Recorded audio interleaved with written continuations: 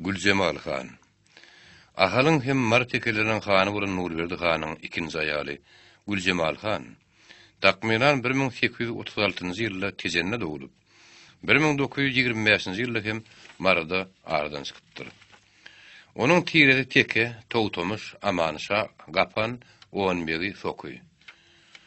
1880-nji ýylyň aprel aýynda Nurberdi Han aradan çykandan soň, Mara türkmenleriň arasynda onuň täsiri öňküden güýçlenýär. Ol ozalky türkmen hanlarynyň köpsini tapawutlukdy. Russiýa söwüşsiz birikmegi tarapdary bolupdyr. Bu meselede Göýektepe garasynyň syndyrylmagynyň hem aýgytly täsirinden bolmagy mümkin. Gülcemal Han 1891-nji ýylyň ýaz aýlarynda Rus administrasiýasynyň aşgabatda wekili bilen hatarşyp başlaýar. Ol Mara türkmenleriniň Russiýa biriktirilmegi barady. 1884-nji ýylyň 7-nji ýanwarynda ýöreýte şagylan maslahaty geňeşi taýýarlamagy we onu geçirmäge gatnaşýar. Şeýle hem ol Mara taraplarynyň Russiýa meýletiniň goşulmagy babatda tagallawan edipdir. Emma munyň öz hakyky meýletinlik däldi. Hiç bir halk adatlygyny, erkinligini ýöýüşle bilen meýletin başga bir halka bagyşlamaýar. Ören agyr hem netijesi gan döküşligiň ýöňüni almak üçin paýgastlyk bilen tapylan ýeketek skylgady. Munyň şeýle boljakdygyna şo wagtky halkyň ýöňe çykaran adamlary Göýektepe syndyrlynyň soň asyp göýdiripdirler.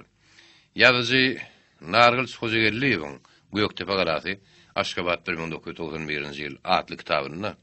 Soňra 1884-nji ýylda Marda bolan geňeşiň netijesi hem 1881-nji ýylyň 12-nji ýanwarynda Göýektepe'de çözülüpdi diýmegi ýokarda aýdylan pikirleriň hakykatlygyna şaýatlyk edýär.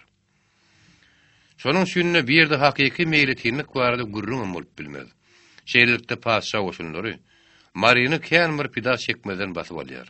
Şonu nazarda tutup, padşah hökümeti Gülcemal Hana hem de onuň ýakyn garyndaşlaryna gymmat bahaly sylalar berýär.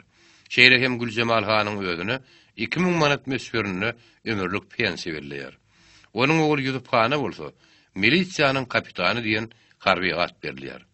Munyň öz padşah hökümetiniň türkmen han beglerini öz tarapyna çekmäge olary hemişe öz gysymyny saklamagy gönükdirlen siýasatydy. Gülcemal Han Türkmenistanyň taryhyna giren sır-sırlyk hem köp taraply şahsiýet taraplanýar. Gülcemal Hanyň şahsiýeti gelecekde taryhçy alimler tarapyndan täzesi, dogrusul ýögrenilmeli möhüm meseleleriň biridir.